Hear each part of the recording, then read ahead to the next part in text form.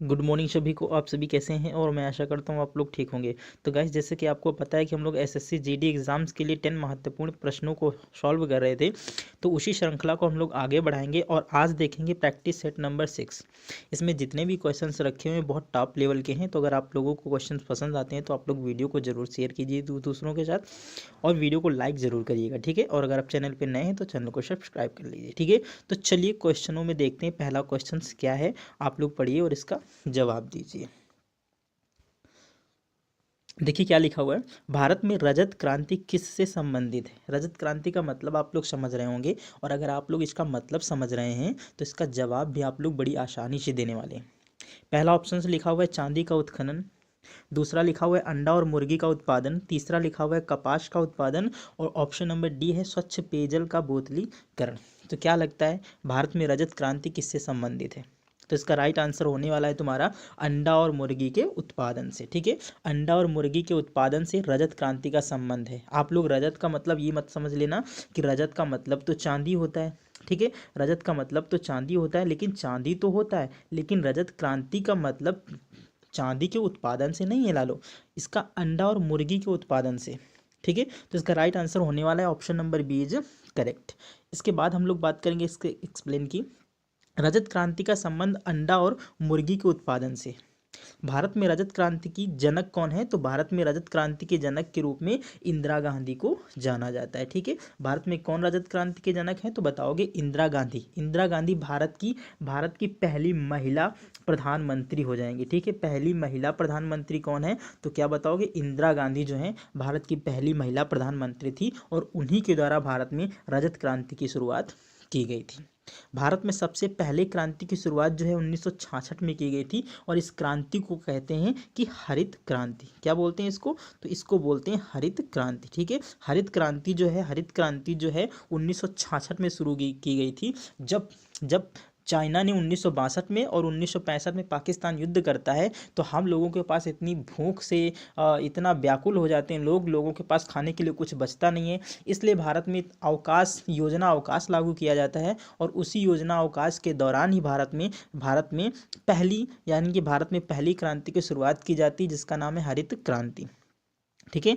हरित क्रांति यानी कि 1966 में इसको शुरू किया गया था। इसके बाद हरित क्रांति के कारण भारत खाद्यान्न में उत्पादन यानी खाद्य उत्पादन में आत्मनिर्भर बन सका। इसके बाद हरित क्रांति के बाद भारत में दुग्ध क्रांति आई, दुग्ध क्रांति के बाद भारत में पीली क्रांति आई, पीली क्रांति के बाद भारत में नीली क्रांति आई, और नीली क्रांति के बाद गोल क्रांति, और फिर रजत क्रांति की शुरुआत की जाती है। तो भारत में बहुत सारी क्रांतियाँ हुई, इनमें से दुग्ध क्रांति हो गई, पीली क्रांति हो गई, नीली क्रांति हो गई, गोल क्रांति हो गई, रजत क्रांति हो गई।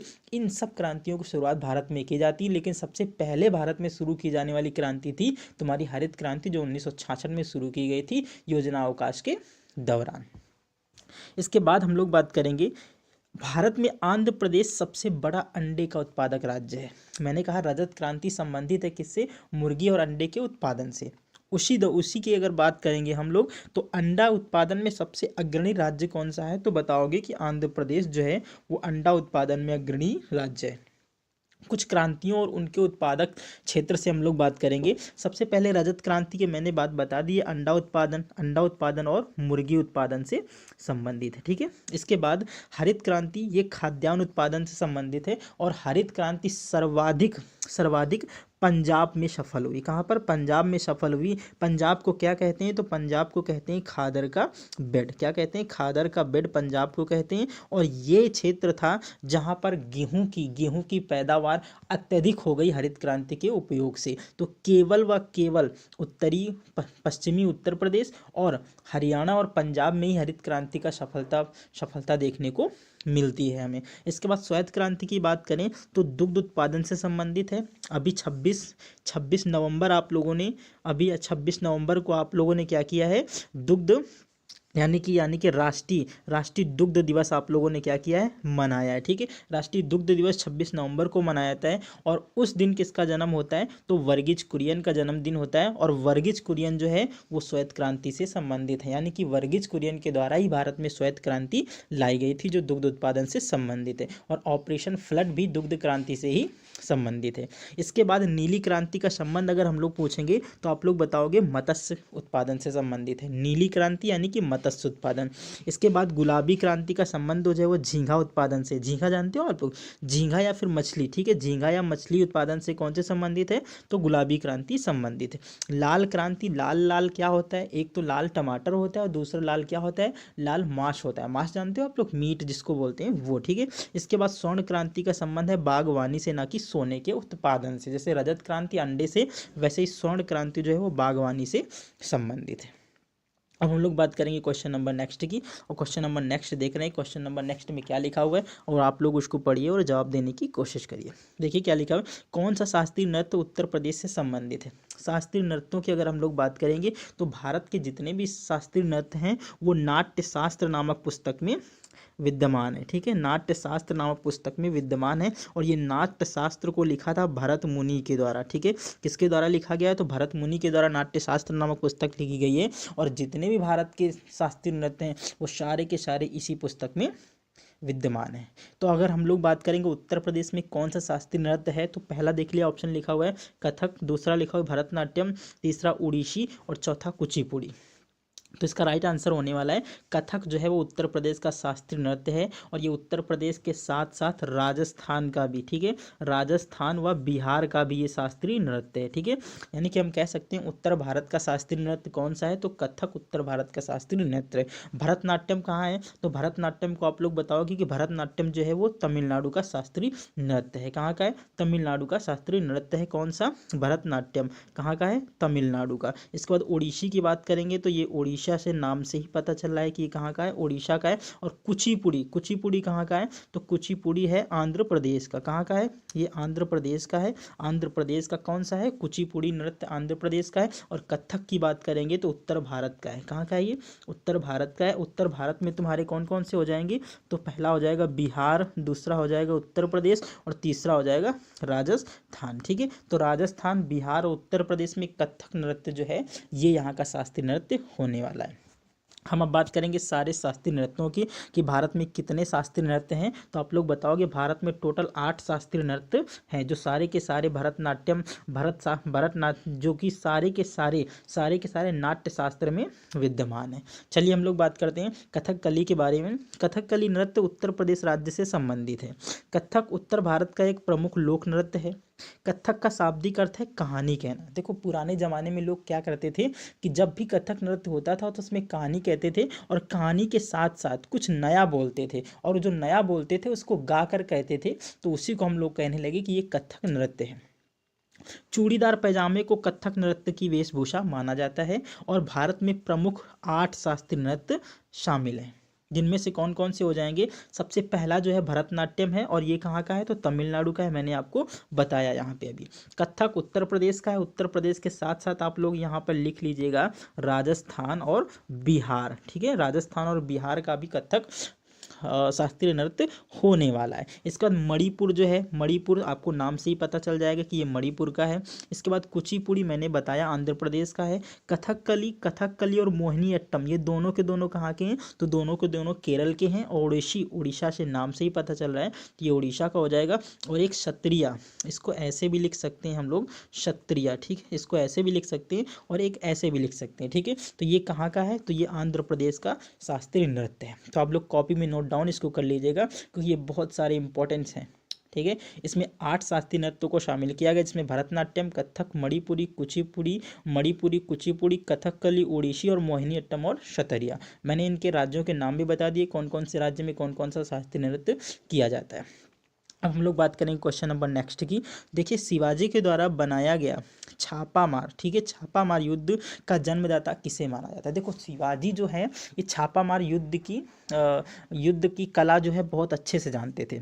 इसके पहले भी आप लोग बताना कि छापामार युद्ध पद्धति का इस्तेमाल कौन करता था। आप लोग कमेंट बॉक्स में जवाब दीजिएगा इसका। देखिए क्या लिखा हुआ है, शिवाजी स्वयं इसके जन्मदाता थे क्या छापामार युद्ध के, क्या मलिक अंबर, क्या मलिक अंबर को जन्मदाता माना जाता है छापामार युद्ध का, या फिर महमूद खान को, या फिर अली आदिल शाह को।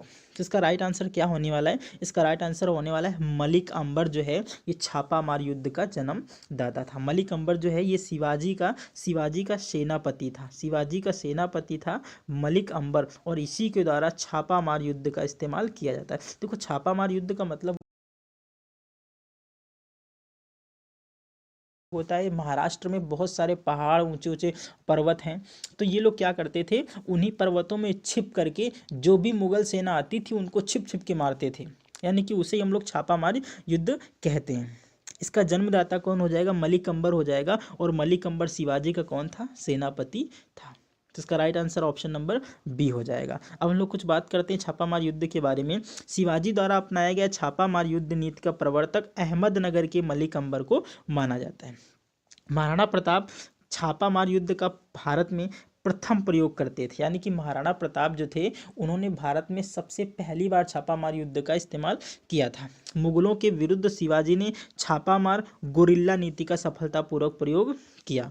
मुगलों के खिलाफ शिवाजी ने अपने राज्य की भौगोलिक परिस्थिति को देखते हुए छापामार युद्ध नीति को अपनाया। इस युद्ध के तहत योजनाबद्ध तरीके से दुश्मन के ऊपर छिप करके तीव्र गति से प्रहार करना होता था। मैंने आपको बता दिया कि छापामार युद्ध एक्चुअली में होता क्या था। इसको सबसे पहले भारत में महाराणा प्रताप के द्वारा शुरू किया गया, इसके बाद शिवाजी के सेनापति मलिक अंबर के द्वारा, और इसके बाद में शिवाजी के द्वारा इसको क्या किया जाता है, सफलतापूर्वक अंजाम दिया जाता है मुगलों के खिलाफ लड़ने में।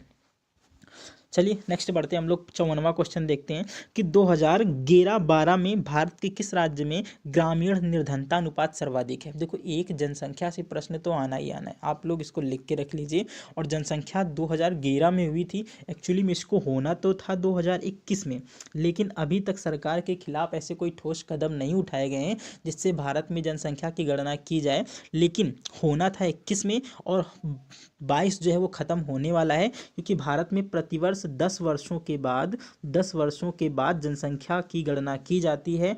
2011 में हुई थी, 11-10-21 में होनी थी, हुई नहीं, 22 हो गया, 22 में हुई नहीं, तो शायद हम लोग अनुमान लगा सकते हैं कि 2023 में नई जनगणना हो जाए, और जब नई जनगणना हो जाएगी तो हम लोगों को नए डाटा पढ़ने पड़ेंगे, लेकिन जब तक नहीं हो रही है तब तक हमें इसी डाटा से काम चलाना पड़ेगा। तो 2011-12 में भारत के किस राज्य में ग्रामीण निर्धनता अनुपात सर्वाधिक है, तो आप लोग बताओगे बिहार या फिर उड़ीसा या छत्तीसगढ़ या झारखंड। आपको क्या लगता है इसका राइट आंसर होने वाला है? तो पहले मैं बता दूं कि जो बिहार लड़के बोल रहे हैं ना, तो बिहार वालों ये तुम्हारा बिल्कुल गलत है, बिहार का मैं ऑप्शन ही हटा देता हूँ। अब आप लोग 3 बता दीजिए, तो तीनों में कौन सा राइट आंसर है, आप लोग जल्दी से कमेंट बॉक्स में टाइप करिए। तो अगर आप लोग इसका जवाब नहीं दे पा रहे हैं तो मैं इसका जवाब बता रहा हूँ, इसका राइट आंसर होने वाला है छत्तीसगढ़। ठीक है, क्या होने वाला है, छत्तीसगढ़ इसका राइट आंसर होने वाला है। छत्तीसगढ़ में सर्वाधिक ग्रामीण निर्धनता अनुपात पाया जाता है। इसके बाद अगर हम लोग बात करेंगे इसके एक्सप्लेन की, तो 2011-12 में भारत के छत्तीसगढ़ में, कहाँ पर, भारत के छत्तीसगढ़ में ग्रामीण निर्धनता सर्वाधिक है।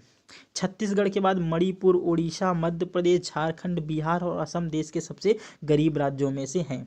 ठीक है, यहाँ पर शहरी जनसंख्या की बात नहीं कर रहा है लालो, यहाँ पर सिर्फ व सिर्फ ग्रामीण की बात कर रहा है। ठीक है, किसकी, ग्रामीण की बात कर रहा है, ग्रामीण की बात कर रहा है। तो ग्रामीण जनसंख्या सबसे ज़्यादा किस राज्य में जो है वो तुम्हारी गरीबी रेखा से नीचे निवास कर रही है, तो बताओगे तुम्हारा कौन सा हो जाएगा, छत्तीसगढ़ इसका राइट आंसर होने वाला है। रंगराजन समिति के अनुसार इन राज्यों में 40% से अधिक आबादी गरीबी रेखा से नीचे जीवन यापन कर रही है। इसके पहले तेंदुलकर समिति आई थी, कौन सी, तेंदुलकर समिति आई थी, और तेंदुलकर समिति का संबंध भी किससे था, तो गरीबी से था। लालो ये तेंदुलकर समिति ना बहुत बार एग्जाम में पूछी गई है कि तेंदुलकर समिति का संबंध किस क्षेत्र से, तो आप लोग बताओगे गरीबी क्षेत्र से। किससे, गरीबी का आकलन करने से तेंदुलकर समिति का गठन किया गया था, लेकिन बाद में रंगराजन समिति का गठन किया गया, और ये रंगराजन समिति ने रिपोर्ट जारी की कि कौन कौन से राज्यों में सर्वाधिक निर्धनता पाई जाती है। तो इन्होंने कहा 40% से अधिक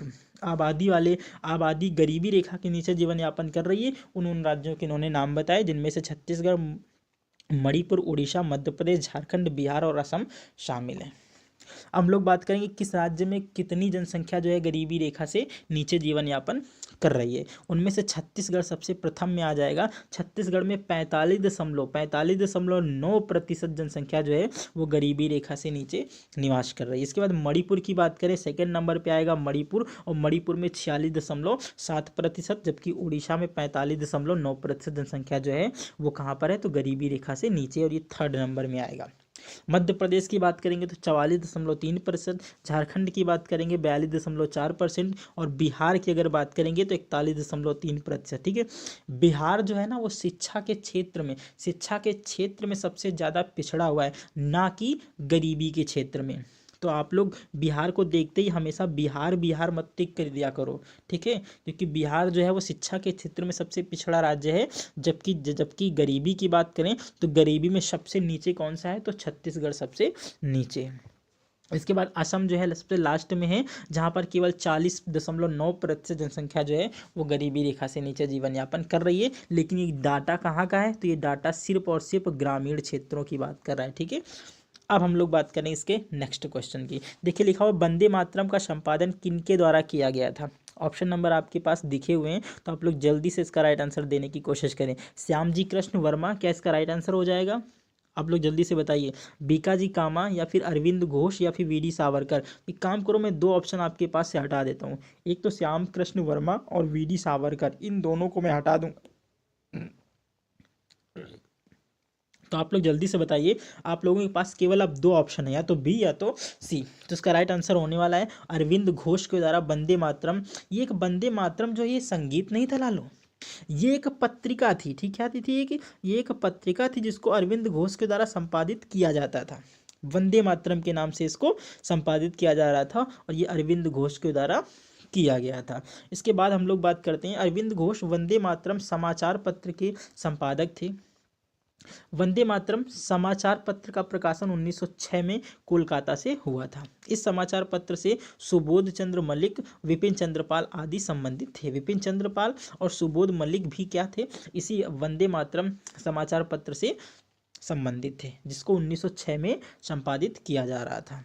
इसके बाद अगर हम लोग बात करेंगे प्रश्न नंबर 56, कौन सुमेलित नहीं है। वेल्थ ऑफ नेशन क्या एडम स्मिथ के द्वारा लिखी गई थी।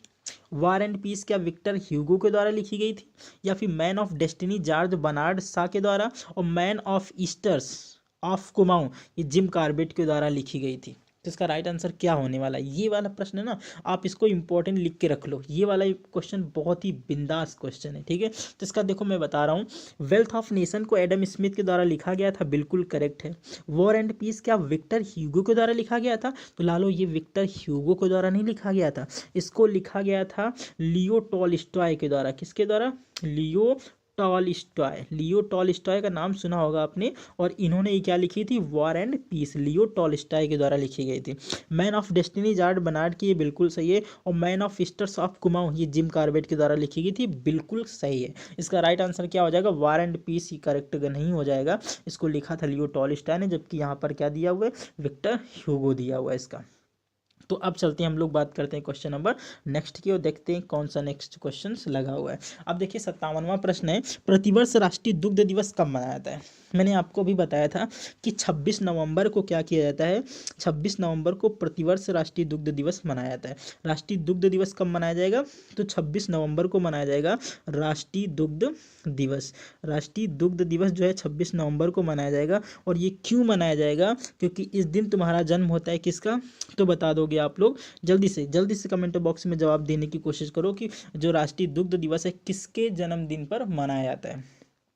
देखते हैं कौन कौन से जल्दी से जवाब देने की कोशिश करता है, ठीक है। 19 नवंबर को बताइए आप लोग कौन सा दिवस मनाया जाता है, तो 19 नवंबर को मनाया जाता है पुरुष दिवस। कौन सा दिवस मनाया जाता है, पुरुष दिवस मनाया जाता है। और इसी दिन और मनाया जाता है शौचालय दिवस, ठीक है। शौचालय दिवस और पुरुष दिवस दोनों एक ही दिन मनाए जाते हैं। 30 जनवरी को कौन सा दिवस मनाया जाता है, तो 30 जनवरी को मनाया जाता है शहीद दिवस। कौन सा दिवस, शहीद दिवस मनाया जाता है। शहीद दिवस 30 जनवरी को मनाया जाता है। और 30 जनवरी को क्यों शहीद दिवस मनाया जाता है, क्योंकि इसी दिन महात्मा गांधी की हत्या कर दी थी नाथूराम गोडसे ने, ठीक है। गोडसे नाम है इसको, लेकिन उसको मोडसे कहते हैं, मोडसे, ठीक है। इसके बाद बताइए कौन सी तारीख थी, यानी कि 30 जनवरी सन था 1948, ठीक है, सन था 1948। और इसी दिन इनका क्या कर दिया जाता है, इसी दिन इनकी हत्या कर दी जाती है नाथूराम गोडसे के द्वारा। ओके, चलिए अब हम लोग बात करते हैं इसको 26 जनवरी को प्रतिवर्ष राष्ट्रीय दुग्ध दिवस मनाया जाता है। किसके जन्मदिन पर मनाया जाता है, मैंने आपको बताया था कि डॉक्टर वर्गीज कुरियन के द्वारा। वर्गीज कुरियन का जन्मदिन है, हैप्पी बर्थडे है, और इन्हीं के हैप्पी बर्थडे के दिन हम लोग मनाते हैं प्रतिवर्ष राष्ट्रीय दुग्ध दिवस। इस बार 2022 में उनके जन्म दिवस की 101वीं वर्षगांठ मनाई गई है। वर्गीज कुरियन को भारत में श्वेत क्रांति के जन्मदाता के रूप में जाना जाता है, और इन्हीं के द्वारा भारत में ऑपरेशन फ्लड की शुरुआत की गई थी। तो 26 नवंबर को प्रतिवर्ष राष्ट्रीय दुग्ध दिवस मनाया जाता है। 26 नवंबर को डॉक्टर वर्गीज कुरियन का जन्मदिन होता है, और 2022 में उनकी 101वीं वर्षगांठ मनाई गई है। वर्गीज कुरियन को भारत में श्वेत क्रांति के जन्मदाता के रूप में जाना जाएगा, और ऑपरेशन फ्लड की शुरुआत भी कौन करेगा, तो वर्गीज कुरियन करेंगे। ठीक है, तो चलिए अब हम लोग बात करते हैं नेक्स्ट की। डॉक्टर वर्गीज कुरियन जो है वो केरल के मूल निवासी थे। कहाँ के थे, केरल के मूल निवासी थे, और इनके प्रयासों से ही जो भारत है ना, वो दुग्ध उत्पादन में पूरे विश्व में पहले स्थान पर पहुंचा। वर्गीज कुरियन को एशिया का नोबेल पुरस्कार यानी कि रैमन मैग्सेस पुरस्कार, ठीक है, कौन सा, रैमन मैग्सेस पुरस्कार जो है 1963 में सम्मानित किया गया था। और इन्हें पद्म भूषण जो भारत का दूसरा सर्वोच्च पुरस्कार है 1999 में प्रदान किया गया था। यानी 1963 में रैमन मैग्सेस और 1999 में पद्म भूषण अवार्ड से इन्हें सम्मानित किया गया था। किन्हें, तो डॉक्टर वर्गीज कुरियन जो केरल के निवासी थे। नेक्स्ट क्वेश्चन देखिए क्या लिखा हुआ है। पर्यावरण से संबंधित ये क्वेश्चन है, और पर्यावरण हमारे लिए बहुत ही जरूरी, जितना हमारे लिए जरूरी है हम उतना ही उसके लिए भी जरूरी है, क्योंकि हमें पर्यावरण को स्वच्छ रखना है, तो हम ही उसके लिए क्या होंगे, उसके लिए उत्तरदायित्व होगा हमारा कि हम लोग क्या करेंगे, पर्यावरण को स्वच्छ बनाए रखेंगे, और जब हम उसको स्वच्छ बनाए रखेंगे तो वो हमें भी क्या करेगी, स्वच्छ बनाएगी। देखिए पहला ऑप्शन लिखा हुआ है, पर्यावरण से अभिप्राय है ऑप्शन नंबर फर्स्ट, भूमि, जल, वायु, पौधे एवं पशुओं की प्राकृतिक दुनिया जो इसके चारों ओर अस्तित्व में, क्या उसे पर्यावरण कहते हैं। तो लालू ये तो बिल्कुल सही है, जो हमारे चारों तरफ फैला हुआ है, वो चाहे पेड़ पौधे, नदी, झरना, तालाब, पशु, ठीक है, मनुष्य, जो भी हो, जो हमारे चारों ओर फैला हुआ है, उसे हम क्या कहते हैं कि वो पर्यावरण है। तो ये पहली परिभाषा तो बिल्कुल सही लिखी हुई है, वेरी गुड। इसके बाद ऑप्शन नंबर बी देखिए लिखा हुआ है, उन संपूर्ण दशाओं का योग जो जीव को एक बिंदु पर घेरे हुए, बिल्कुल सही भाई, जीव जो है केंद्र पर है, और जीव को सारे चारों ओर से उसको केंद्र की ओर उसको घेरे हुए, तो उसको भी तो कहेंगे एक आवरण टाइप बना हुआ है, बीच में हम बैठे हैं और हमारे चारों तरफ हमको कुछ घेरे हुए, वो कुछ भी हो सकता है, उसको क्या कहेंगे, हम पर्यावरण कहेंगे। बिल्कुल सही, दूसरी परिभाषा भी राइट है लिखी हुई है। इसका भौतिक, जैविकी और सांस्कृतिक तत्वों की अंतःक्रियात्मक व्यवस्था जो परस्पर अंतर संबंधित होते हैं, ये भी तो बिल्कुल सही है, इसमें क्या गलत है। तो इसका मतलब ऑप्शन नंबर क्या हो जाएगा, डी इज करेक्ट, यानी उपर्युक्त सभी जो हैं वो सारे के सारे करेक्ट होने वाले हैं। अब हम लोग बात करेंगे क्वेश्चन नंबर नेक्स्ट की, और क्वेश्चन नंबर 59 जो लिखा हुआ है, इसमें देखिए वायुमंडल में कार्बन डाइऑक्साइड की प्रतिशतता कितनी है। तो सबसे पहले वायुमंडल किसे कहते हैं। देखो वायुमंडल जो है ना, वो बहुत सी गैसों का मिश्रण है। वायुमंडल बहुत सी गैसों का मिश्रण है, जिनमें तुम्हारी ऑक्सीजन, कार्बन डाइऑक्साइड, मोनोऑक्साइड, ठीक है, और तुम्हारी नाइट्रोजन, ऑक्सीजन, ये सारी की सारी गैसें इसमें मिलने वाली हैं। तो इन्हीं गैसों के मिश्रण को वायुमंडल कहते हैं, और ये वायुमंडल केवल व केवल क्षोभ मंडल में पाया जाता है। किसमें, क्षोभ मंडल में पाया जाता है। और क्षोभ मंडल जो है वो पृथ्वी की सबसे निचली परत को कहा जाता है। सबसे निचली परत को क्या कहते हैं, क्षोभ मंडल कहते हैं। और ये पृथ्वी के तल से 18 किलोमीटर तक विद्यमान होते हैं। यहीं पर सारी की सारी जितनी भी मौसम संबंधी घटनाएं होती हैं, वो सारी की सारी यहीं पर होती हैं। मौसम संबंधी से मतलब हो गया वर्षा का होना, बिजली का तड़पना, कोहरे का गिरना, बारिश का होना, ठीक है, ये सारी की सारी क्षोभ मंडल में घटनाएं घटित होती हैं। तो अब हम लोग लौटते हैं अपने प्रश्न में, लिखा हुआ है वायुमंडल में कार्बन डाइऑक्साइड की प्रतिशतता कितनी है। तो क्या 0.3% है, 0.03% है, या फिर 0.9% है, या फिर 0.33% है। इसका राइट आंसर हो जाएगा option number B is correct, 0.03% इसकी क्या है, वायुमंडल में कार्बन डाइऑक्साइड की प्रतिशतता है।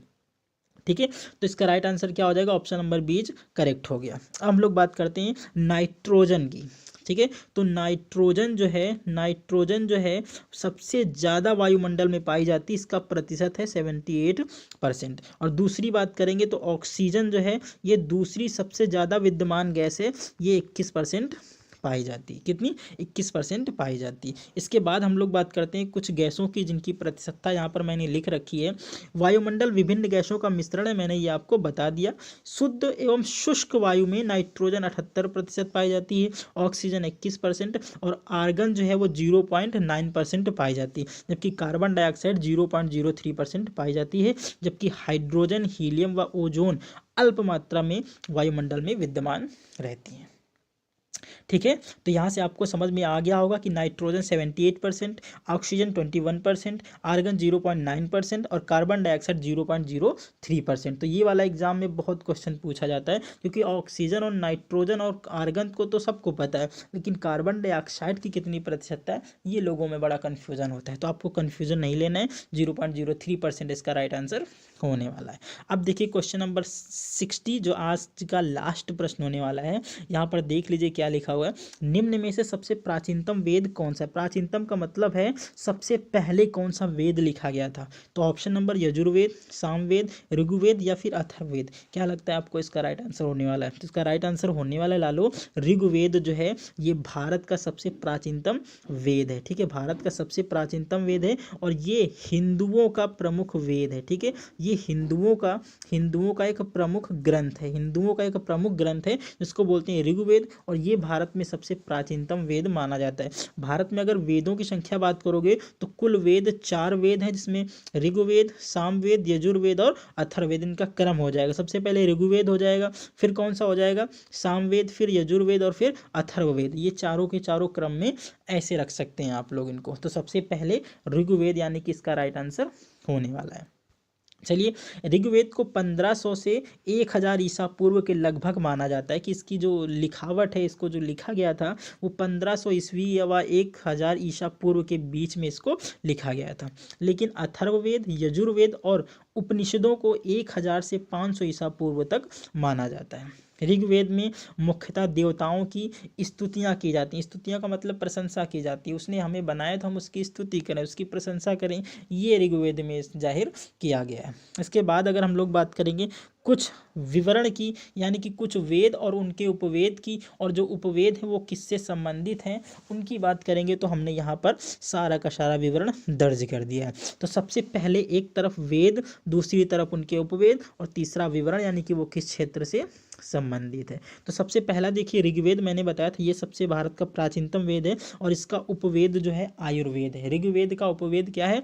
आयुर्वेद है, और ये बहुत बार एग्जाम में पूछा गया है। ये किससे संबंधित है? तो आयुर्वेद का मतलब जानते हैं आप लोग, आयुर्वेद एक चिकित्सा पद्धति होती है, तो ये चिकित्सा शास्त्र से संबंधित है। इसके बाद यजुर्वेद जो है ये धनुर्वेद से संबंधित है, और इसका इस्तेमाल जो है बड़े बड़े राजा महाराजा करते थे जो उस समय क्षत्रिय घराने के हुआ करते थे, क्योंकि उस समय क्षत्रिय घराने के लड़कों को ही केवल युद्ध की कला नीति सिखाई जाती थी, बाकी किसी को नहीं। जो पंडित थे उनको सिर्फ पढ़ने का अधिकार था, जो क्षत्रिय थे उनको युद्ध कला से संबंधित रखा जाता था, और जो वैश्य थे वैश्य को भी शामिल कर लिया जाता था, लेकिन शूद्रों को इनसे वंचित रखा जाता था। ये सारे के सारे वेदों में इसका जिक्र किया गया है कि जो वैश्य, क्षत्रिय और ब्राह्मण, ये 3 लोग ही इनको पढ़ने का अधिकार था, और ये जब 3 लोग पढ़ते थे तो शूद्रों को तो इनसे बाहर रखा ही जाता था। पहले शूद्र में केवल आप लोग ये मत समझना कि पासी, चमार, भंगी, तुरैया यही सब आते हैं, ना ना ना ना। शूद्र में तुम्हारे यादव, अहिर, गरड़िया ये सब के सब किस में आते हैं? तो ये सब के सब शूद्र में आते हैं,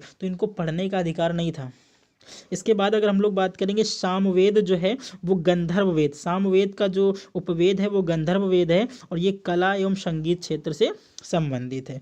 अथर्ववेद की बात करें तो ये जो इसका उपवेद हो जाएगा वो शिल्प वेद हो जाएगा, और शिल्प का मतलब आप लोग समझ रहे हैं कि भवन निर्माण या कला से संबंधित है, भवन निर्माण की कला से संबंधित है। तो एक बार फिर से मैं यहाँ पर आपको बता दूं कि जो तुम्हारा ऋग्वेद हो जाएगा उसका उपवेद आयुर्वेद है और चिकित्सा क्षेत्र से संबंधित है। यजुर्वेद जो है वो धनुर्वेद से संबंधित है, जो युद्ध कला से संबंधित है, जबकि सामवेद जो है उसका उपवेद गंधर्व वेद है, और गंधर्व वेद जो है वो कला एवं संगीत से संबंधित है। इसके बाद अथर्ववेद जो है वो शिल्प वेद, इसका उपवेद है और भवन एवं कला निर्माण से संबंधित है। ठीक है, तो आज के प्रश्न जो है वो जितने थे उतने सारे को ख़त्म कर दिया गया है। तो आज के क्वेश्चंस कैसे रहे आप लोग बताइएगा ज़रूर, और अगर वीडियो पे नए हैं तो वीडियो को शेयर करिए अपने फ्रेंड सर्कल में, और चैनल पे नए हैं तो चैनल को सब्सक्राइब करिए मेरे लाल। तो मिलते हैं नेक्स्ट वीडियो के साथ नेक्स्ट दिन, तब तक के लिए बाय, टेक केयर, जय हिंद।